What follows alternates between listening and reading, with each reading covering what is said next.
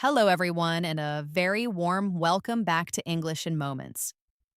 I'm Elena, and I am absolutely thrilled that you've chosen to spend your time with me today for what will be a deep and rewarding dive into the world of English idioms.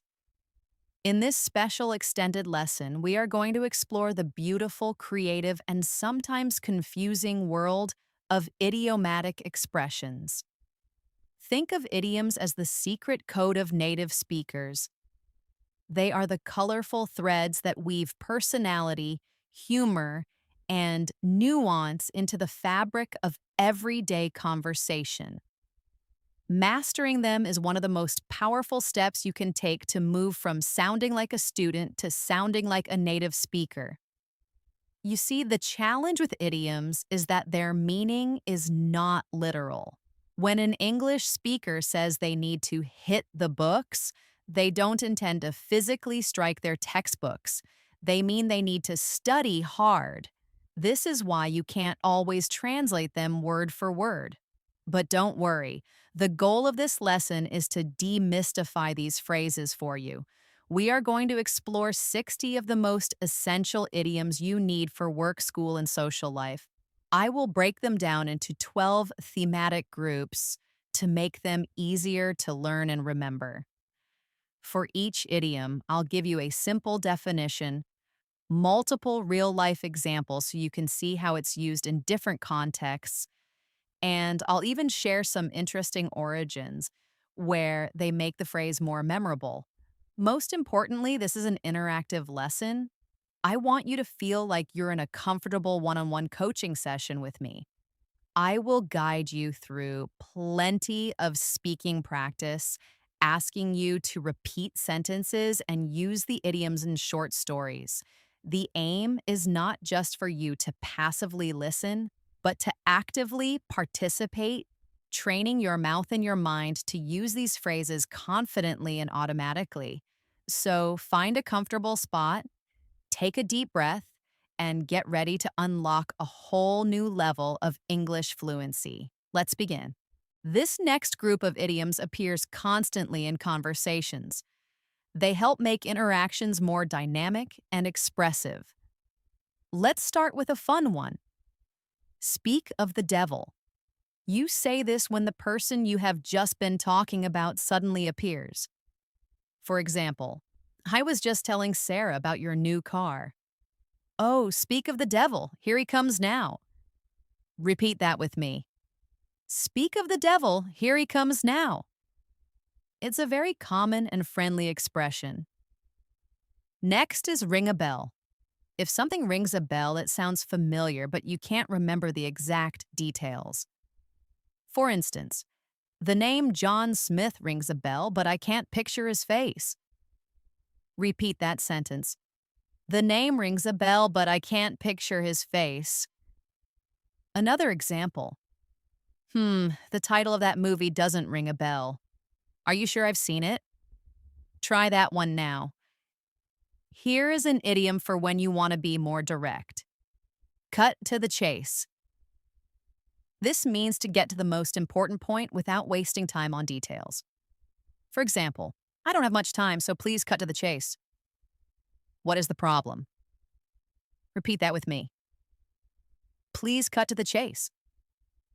It's common in business settings. Let's cut to the chase. Will this project be profitable or not?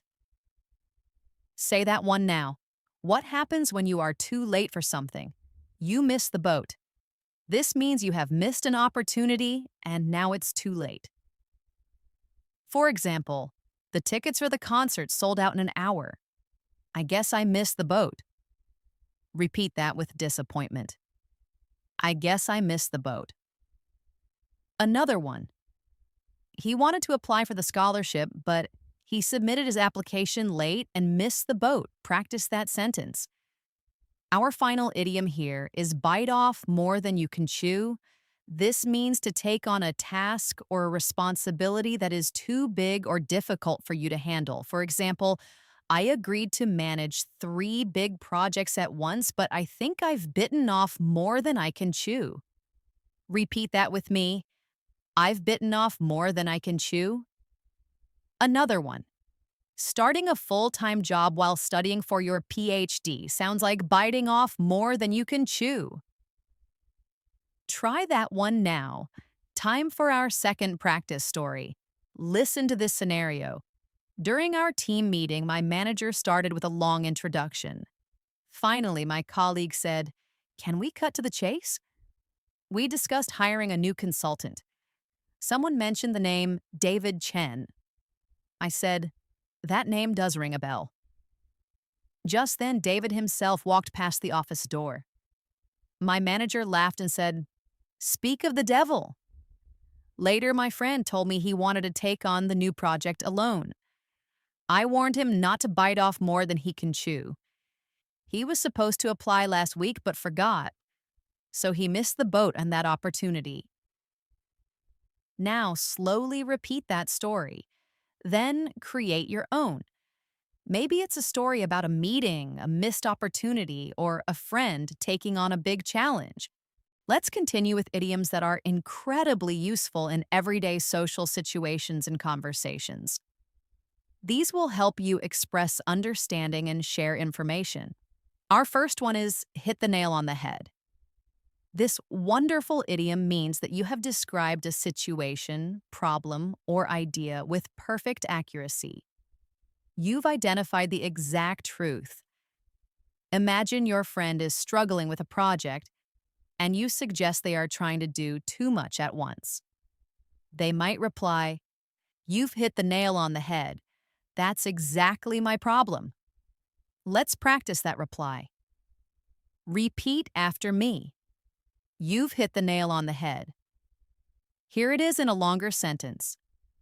The consultant's report hit the nail on the head regarding our company's biggest challenges. Say that one with me. Now for an idiom about secrets. Let the cat out of the bag. This means to accidentally reveal a secret that was supposed to be kept hidden. The origin might come from a time when merchants would trick customers by putting a cat in a bag instead of a piglet.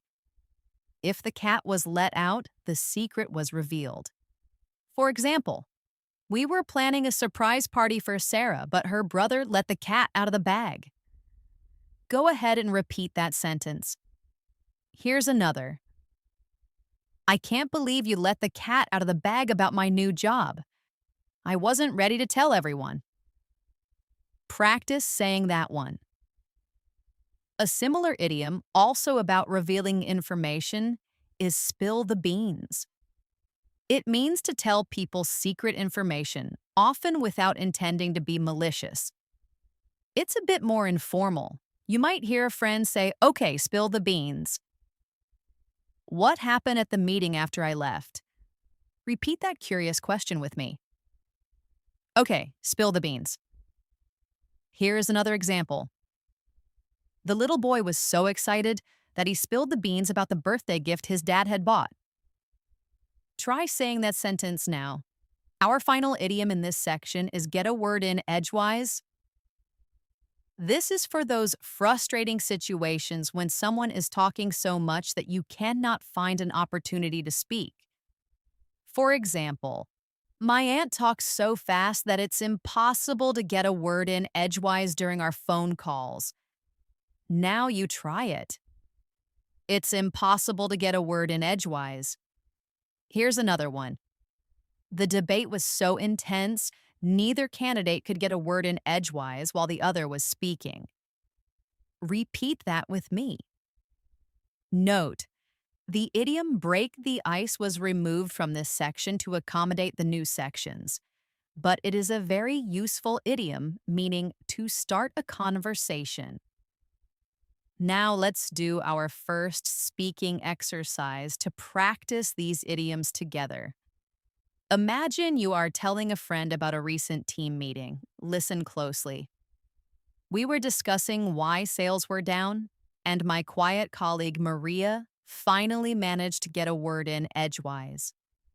She suggested our marketing was the issue, and the CEO told her she hit the nail on the head. Then the manager accidentally let the cat out of the bag about a new bonus system. He immediately asked us not to spill the beans before the official announcement. Now repeat that entire paragraph slowly with me. Take your time with each idiom. Once you're comfortable, try to create your own short story. Perhaps it's about a family gathering or a dinner with friends. Next, let's explore some idioms that help us describe our feelings in a more vivid and natural way. English speakers use these all the time to talk about happiness, sadness, illness, and fear. Let's start with a happy one. On cloud nine. If you are on cloud nine, you are extremely happy, euphoric, and full of joy. For example, when she found out she had won the scholarship, she was on cloud nine for the rest of the day. Now repeat that sentence with a happy tone in your voice. She was on cloud nine for the rest of the day. Here is another one. They've been on cloud nine ever since they got engaged. Try saying that one. Now for the opposite. If you are feeling slightly ill or not in your best physical state, you can say you feel under the weather. It's a gentle and common way to say you're not well without being too specific. For instance, I think I'll stay home tonight. I'm feeling a bit under the weather. Repeat that with me. I'm feeling a bit under the weather. It is more polite than just saying I'm sick. Another example. He missed school for 2 days because he was feeling under the weather. Say that sentence now. What about nervousness? For that, we have get cold feet. This means to suddenly become too scared or nervous to do something you had planned. It's often used for big life events. For example, the groom got cold feet on the morning of his wedding, but his best friend calmed him down. Now you say it. The groom got cold feet on the morning of his wedding. Here is another common use. I was going to perform my song at the open mic night, but I got cold feet and didn't go on stage. Repeat that sentence. Another fantastic idiom is a chip on your shoulder. If someone has a chip on their shoulder, they have an angry or bitter attitude because they feel they have been treated unfairly in the past. It's like they are carrying around an old grudge. For example, he has had a chip on his shoulder ever since he was passed over for the promotion. Repeat that with me. He has had a chip on his shoulder. Here's another one. She speaks with a chip on her shoulder, always trying to prove she's better than everyone else because of her difficult childhood. Try that sentence now. Let's learn one more for this section. Face the music. This means to accept responsibility and criticism for something bad you have done. It's about dealing with the consequences of your actions. For example, after he was caught cheating on the exam, he had to go home and face the music. Say that sentence with me. He had to go home and face the music. Another example. The company's CEO had to face the music when the press discovered the scandal. Repeat that one now. It's time for our second speaking practice. Let's weave these emotional idioms into a story. Listen to this. My friend was on cloud nine last month when he got his dream job.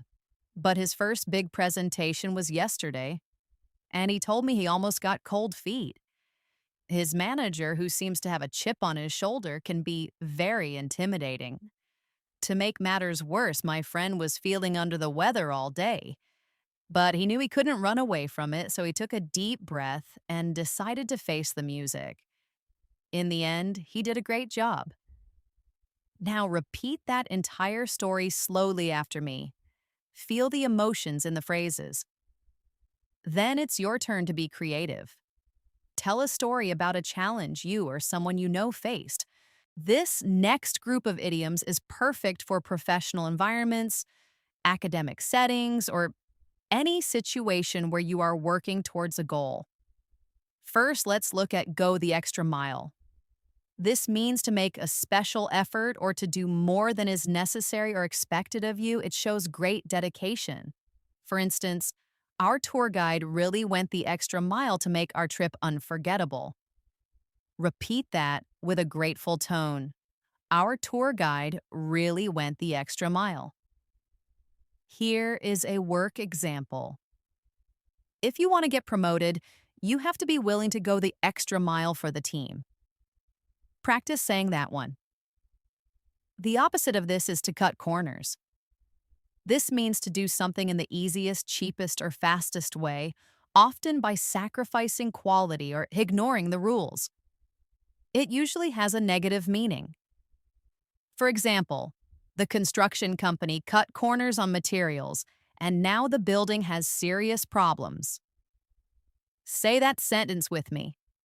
The construction company cut corners on materials. Another example. Never cut corners when it comes to safety procedures. Repeat that important piece of advice. What happens when a plan fails completely? You have to go back to the drawing board. This means you have to start over again from the beginning because your previous attempt was unsuccessful. For example, our first proposal was rejected by the client, so it's back to the drawing board for us. Repeat that phrase. It's back to the drawing board for us. Another one. The experiment failed to produce any results, so the scientists went back to the drawing board. Try saying that one now. Here is a great one for efficiency. Kill two birds with one stone. This means to achieve two separate goals with a single action. It's all about smart planning. For instance, I listen to English news podcasts while I'm jogging in the morning to kill two birds with one stone. Let's practice that. I kill two birds with one stone. Here is another example. He picked up the groceries on his way home from work to kill two birds with one stone. Say that sentence now. Finally, if something is very easy, you can say it's a piece of cake. For example, I was worried about the math test, but it turned out to be a piece of cake. Repeat that with a sense of relief. It turned out to be a piece of cake. Be careful, though, this is very informal. Here's another. For a professional mechanic, changing a tire is a piece of cake. Repeat that one with me. Let's move to our practice story for this section. Listen carefully. For our final university project, my group decided we would not cut corners. We wanted to go the extra mile to get the best grade. Our first idea was a complete failure, so we had to go back to the drawing board. I suggested we conduct our research interviews while visiting the local museum so we could kill two birds with one stone and get some cultural inspiration. In the end, our hard work paid off. The presentation was a piece of cake because we were so well prepared. Now repeat that story slowly with me. Then it's your turn. Tell a story about a project you worked on. Many English idioms use parts of the body, but their meanings are figurative. Learning these will make your English sound very authentic. Let's start with a positive one. Break a leg. This is a strange but very common way to say good luck to someone, especially before a performance like a play, a concert, or a presentation. For example, just before I went on stage, my friend texted me, "Break a leg." Repeat that with an encouraging voice. Break a leg. You can also say, "I know you're nervous about your interview, but you'll do great." Break a leg. Say that one now. Next is all ears. If you are all ears, it means you are listening very eagerly and with your full attention. For instance, when he said he had some exciting news, I was all ears. Repeat that with me. I was all ears. Another example. Tell me about your vacation. I'm all ears. Practice saying that. Now for a more complex one. See eye to eye. It means to agree with someone or share their opinion. It's most often used in the negative to describe a disagreement. For example, my parents and I don't always see eye to eye on politics, but we respect each other. Repeat that sentence. We don't always see eye to eye on politics. Here it is in a positive business context. Luckily, the entire team sees eye to eye on the project's main goal. Say that one now. Here's another useful one. Keep an eye on. This means to watch or take care of something or someone. For example, could you please keep an eye on my suitcase for a minute while I go to the restroom? Repeat that polite request. Could you please keep an eye on my suitcase? It can also mean to monitor a situation. The doctor told him to keep an eye on his blood pressure. Practice that one. Finally, let's learn twist someone's arm. If you twist someone's arm, you persuade or convince them to do something that they were initially reluctant to do. It's usually used in a light-hearted, informal way. For example, I didn't want to go to the party, but my friends twisted my arm. Say that with me. My friends twisted my arm. Another one. She said she was too busy for dessert, but I twisted her arm and she had a piece of cake.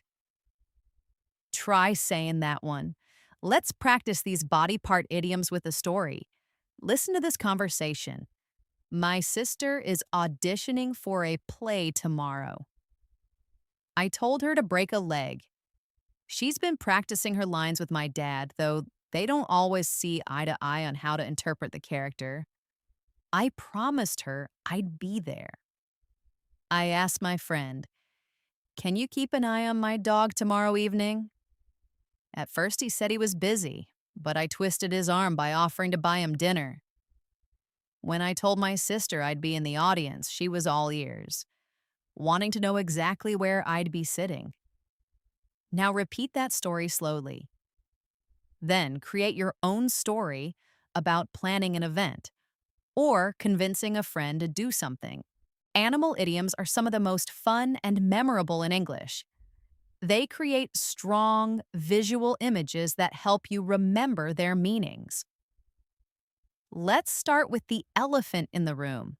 This refers to a big, obvious problem or controversial issue that everyone is aware of, but no one wants to talk about because it is uncomfortable. For example, we sat through the whole meeting pretending everything was fine, but the elephant in the room was the fact that the company was losing money. Repeat that sentence. The elephant in the room was the fact that the company was losing money. Here's another. He finally addressed the elephant in the room and asked why no one had been paid yet. Say that one now. Next is hold your horses. This is a friendly, informal way to tell someone to slow down, wait, and not be so impatient. For example, I know you're excited to start the trip, but hold your horses. We need to check the map first. Repeat that with a calm voice. Hold your horses. Another one. Hold your horses, son. Don't spend all your money on the first day of your vacation. Practice that piece of advice. Here is a wise one. Let sleeping dogs lie. This means you should not talk about a bad situation from the past that people have forgotten about because it might cause new trouble if you bring it up again. For example, I wanted to ask my boss about his mistake from last year, but I decided it was better to let sleeping dogs lie. Say that sentence with me. I decided it was better to let sleeping dogs lie. Another one. They had a big argument years ago, but they are friends now. It's best to let sleeping dogs lie. Repeat that one. What if you get information from a secret source? You can say a little bird told me. This is a playful way of saying that you know something, but you won't reveal who your source is. For example, how did I know it was your birthday? Oh, a little bird told me. Repeat that mysterious phrase. A little bird told me. Another one. A little bird told me that you might be moving to London next year. Is it true? Try that one now. Finally, let's learn when pigs fly. This is a humorous, sarcastic idiom used to say that something will never, ever happen. It's impossible. For example, do you think he will clean his room today? Yes, when pigs fly. Repeat that with a sarcastic tone. Yes, when pigs fly. Here it is in a full sentence. She said she'll pay me back the money she owes me when pigs fly. Say that one with me. Time for our animal-themed practice story. Listen to this workplace scenario. During the team meeting, no one wanted to talk about our recent project failure. The project was the big elephant in the room. My colleague started suggesting wild new ideas, and I had to tell him to hold your horses and think realistically. Our boss asked who leaked the news of the failure, and I just said, "A little bird told me." I thought about bringing up some old mistakes from the past, but I decided to let sleeping dogs lie. My boss then promised we'd all get a huge bonus if we fixed the problem in one day. I thought to myself, sure, when pigs fly. Now slowly repeat that story. Then try creating your own story using these animal idioms. Money is a part of our daily lives, so it's no surprise there are many idioms related to it. Let's learn some of the most common ones. First up, cost an arm and a leg. If something costs an arm and a leg, it is extremely expensive. For example, I'd love to buy that designer handbag, but it costs an arm and a leg. Repeat that with me. It costs an arm and a leg. Another one. Getting a taxi from the airport to the city center cost an arm and a leg. Say that sentence now. Next is a penny for your thoughts. This is a charming way to ask someone what they are thinking about, especially when they are quiet or look pensive. For example, you've been very quiet for the last 10 minutes. A penny for your thoughts? Repeat that gentle question. A penny for your thoughts? You could also say, he looked out the window with a distant expression, so I offered him a penny for my thoughts. Try that one. Here's a very practical one. Bread and butter. This refers to a person's main source of income or the primary activity of a business. For example, teaching English online is my bread and butter. Say that with me. Teaching English online is my bread and butter. For a company, you might say, while the firm does some consulting, their software sales are their real bread and butter. Repeat that one now. Let's learn on the house. If something at a restaurant, bar, or hotel is on the house, it is given to you for free by the establishment. For example, because it was my birthday, the restaurant gave me a dessert on the house. Repeat that happy sentence. The restaurant gave me a dessert on the house. Another one. We complained about the long wait, so the manager offered us a round of drinks on the house. Say that one now. Our final money idiom is burn a hole in your pocket. If money is burning a hole in your pocket, it means you have an urge to spend it as soon as you get it. For example, as soon as he gets his salary, it burns a hole in his pocket. Repeat that with me. It burns a hole in his pocket. Another one. That bonus I received is burning a hole in my pocket. I can't wait to go shopping. Try that one now. Let's do our speaking practice for this section. Listen to this story. My friend and I went to a new restaurant that looked very fancy. I was worried it would cost an arm and a leg.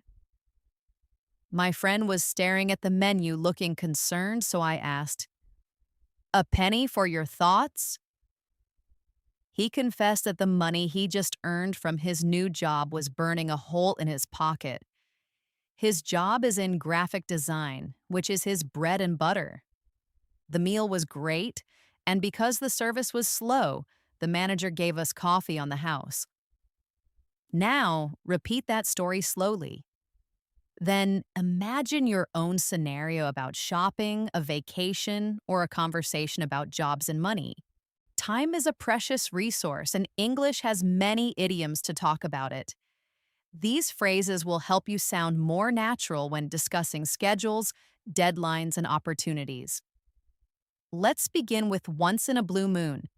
This means that something happens very rarely. A blue moon is the second full moon in a single calendar month, which is an infrequent event. For example, my sister lives in another country, so I only get to see her once in a blue moon. Repeat that with me. I only get to see her once in a blue moon. Another example. An opportunity this good comes around once in a blue moon. Say that one now. Next is beat the clock. This means to finish a task successfully just before the deadline or time limit expires. For example, she had to write the entire essay in one night, but she managed to beat the clock and submit it on time. Repeat that sentence. She managed to beat the clock. Here's another. The team worked furiously to beat the clock and launch the product before their competitor. Try saying that one. Here is another useful one. In the nick of time. This is very similar to beating the clock. It means you do something at the very last possible moment. For instance, the hero arrived with the antidote in the nick of time to save the day. Say that with me. He arrived in the nick of time. Another example. I thought I was going to miss my flight, but I got to the gate in the nick of time. Repeat that with a sense of relief. What if you're late? You can use better late than never. This is a proverb that means it's better to do something late than to not do it at all. For example, he finally paid me back the money he owed me. Well, better late than never. Repeat that phrase. Better late than never. You could also say, she submitted her application 2 days after the deadline, hoping the committee would think better late than never. Say that one now. Our last time idiom is call it a day. This means to decide to stop working on something either for the rest of the day or permanently. For example, we've been working for 10 hours straight. I think it's time to call it a day. Repeat that with me. Let's call it a day. Another one. After years of trying to make the business profitable, they decided to call it a day and close it down. Try that one now. Let's practice these time idioms. Listen to this story about a student's busy day. My biggest project of the year was due today. An opportunity to impress my professor like this comes once in a blue moon. I worked all night trying to beat the clock. I arrived on campus and ran to his office, getting there just in the nick of time. My professor said, "You're cutting it a bit close." And I just smiled and said, "Better late than never." After that stressful morning, I decided to call it a day and go home to relax. Now repeat that paragraph slowly. Then create your own story about a deadline. These idioms are perfect for conversations about learning, studying, and understanding new ideas. Let's start with one you might be doing right now. Hit the books. This simply means to study very hard. For example, I have a big exam on Monday, so I need to hit the books all weekend. Repeat that with determination. I need to hit the books. Another one. She's hitting the books because she wants to get into a top university. Practice saying that one. Next is learn the ropes. This means to learn the basics of how to do a job or perform a task. It comes from the age of sailing ships, where new sailors had to learn how to handle the ship's ropes. For example, it took me a few weeks to learn the ropes at my new job, but now I feel confident. Say that with me. It took me a few weeks to learn the ropes. Another example. We have a new intern starting today, so please help him learn the ropes. Repeat that one now. Here's a great one for teamwork. Two heads are better than one. This proverb means that it's easier to solve a problem with two people working on it than with one person working alone. For example, I'm stuck on this difficult puzzle. Can you help me? Two heads are better than one. Repeat that phrase. Two heads are better than one. Another one. The engineers decided to collaborate on the design, believing that two heads are better than one. Try saying that one. What if you don't understand something? You can say it's all Greek to me. This means that something is completely incomprehensible or unintelligible. For example, my friend was trying to explain computer programming, but it was all Greek to me. Say that with me. It was all Greek to me. Another one. I tried to read a legal document, but the language was all Greek to me. Repeat that one now. Finally, we have on the same page. If people are on the same page, they are in agreement or have a shared understanding of a situation. For instance, before we start the project, let's have a meeting to make sure everyone is on the same page. Repeat that practical sentence. Let's make sure everyone is on the same page. Another example. My husband and I are finally on the same page about where to go for our vacation. Say that one now. Let's practice with a story about a study group. Listen, my friend and I decided to hit the books together for our physics class. At first, the subject was all Greek to me, but he is helping me learn the ropes. We always work together because two heads are better than one.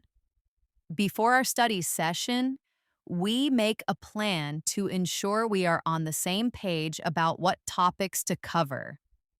Now, repeat that paragraph slowly. Then think about a time you had to learn something new. Every conversation can involve agreement or disagreement.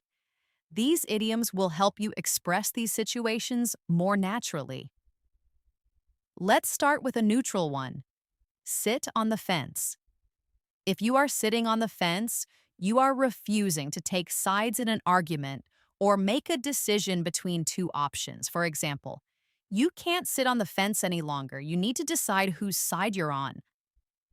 Repeat that with me. You can't sit on the fence any longer. Another one. The manager was sitting on the fence, refusing to support either of the competing proposals. Say that one now. Next is the ball is in your court. This means it is now someone else's turn to make a decision or take the next step. For instance, I've given you my final offer. Now the ball is in your court. Repeat that phrase. Now the ball is in your court. Another example. We've done everything we can to help. The ball is in his court now to decide what to do. Try that one. Here's an idiom for making peace. Bury the hatchet. This means to end a conflict and become friendly with someone again. For example, after years of not speaking, the two brothers finally decided to bury the hatchet. Say that with me. They decided to bury the hatchet. Another one. Can't we just bury the hatchet and be friends again? Repeat that question now. What if you add to a problem? You add fuel to the fire. This means to do or say something that makes a bad situation or a conflict even worse. For example, he was already angry, and your sarcastic comment just added fuel to the fire. Repeat that sentence. Your comment just added fuel to the fire. Another one. Showing up late to the meeting only added fuel to the fire of the manager's frustration. Try that one now. Finally, agree to disagree. This is a phrase used to resolve a conflict by accepting that you have different opinions and will not reach an agreement. For example, we are never going to agree on this topic, so let's just agree to disagree. Repeat that with me. Let's just agree to disagree. Another one. After a long debate about politics, my friend and I decided to agree to disagree and talk about something else. Say that one now. Let's practice these with a story about a workplace disagreement. Listen, my colleagues, Tim and Anna, were arguing about the project's direction. I decided to sit on the fence because I saw merit in both their ideas. Their manager told them, "I've heard both your arguments. To avoid adding fuel to the fire, I suggest you two discuss it calmly. I have given you the authority to choose, so the ball is in your court." Eventually, they couldn't convince each other, so they decided to agree to disagree and find a compromise. I'm glad they were able to bury the hatchet. Now, repeat that story slowly. Then think of a time you witnessed or were part of a disagreement. Our final category uses imagery from weather and nature to describe situations and feelings. These are very poetic and common. Let's start with the calm before the storm. This refers to a quiet, peaceful period just before a time of great activity, chaos, or difficulty. For example, the office is very quiet this morning, but it's just the calm before the storm. The big conference starts tomorrow. Repeat that with me. It's just the calm before the storm. Another one. She was enjoying the calm before the storm of the children arriving home from school. Say that one now. Next, every cloud has a silver lining. This is a proverb that means that there is something good or hopeful in every bad situation. For example, I was disappointed I lost the match, but every cloud has a silver lining. Now I have more time to focus on my studies. Repeat that optimistic phrase. Every cloud has a silver lining. Another one. He lost his job, but the silver lining was that he could start his own business. Try that one. Here's a very common one. Raining cats and dogs. This is a fun, informal way to say that it is raining very heavily. For instance, I wanted to go for a walk, but it's raining cats and dogs outside. Repeat that with me. It's raining cats and dogs. Another one. Don't forget your umbrella. The forecast says it will be raining cats and dogs this afternoon. Say that one now. Let's learn a walk in the park. This is another way to say something is very easy to do, similar to a piece of cake. For example, after months of training, running the 5K race was a walk in the park for her. Repeat that sentence. The race was a walk in the park. Another one. He expected the exam to be difficult, but it was a walk in the park. Try that one now. Our final idiom is a storm in a teacup. This refers to a lot of anger or worry about something that is not important. The American English equivalent is a tempest in a teapot. For example, their argument about which movie to watch was just a storm in a teacup. Repeat that with me. It was just a storm in a teacup. Another one. The media created a storm in a teacup over the politician's minor comment. Say that one now. Let's do our final speak-in practice. Listen to this story. Yesterday morning was so quiet. It was the calm before the storm of a big family visit. Then in the afternoon, it started raining cats and dogs, so we couldn't go outside. My cousins started arguing over a board game, but it was really just a storm in a teacup. My aunt was upset that the rain ruined her plans, but I told her that every cloud has a silver lining because now we could all bake a cake together. For my little cousin, who loves baking, helping us was a walk in the park. Now, repeat that story slowly with me. Then, create your own story about a recent day or event. We have had such an incredible journey together today. You have learned and practiced 60 essential English idioms. covering everything from quick daily phrases and social interactions to personal feelings, success, money, and time. We've explored idioms with body parts, animals, and nature, and you have practiced weaving them into stories. Remember, learning idioms is like learning a new dance. At first, it feels awkward, but the more you practice the steps, the more natural and fluid you become. My best advice to you is to start small. Choose just one or two idioms from today's lesson that you really liked. Try to use them in a conversation this week or write them down in a sentence. The more you actively use them, the more they will become a permanent part of your vocabulary. Start listening for them in movies, TV shows, and songs. You will be amazed at how often you hear them now that you know what to look for. Thank you so much for your focus and dedication throughout this long lesson. Your commitment to learning is truly inspiring. If you found this session valuable, please make sure to subscribe to English in Moments so you never miss another lesson. Your support is what allows me to keep creating this content for you. Don't forget to give this video a like and share it with other English learners who could benefit from it. Keep practicing, stay curious, and remember that every small step you take is a step towards fluency.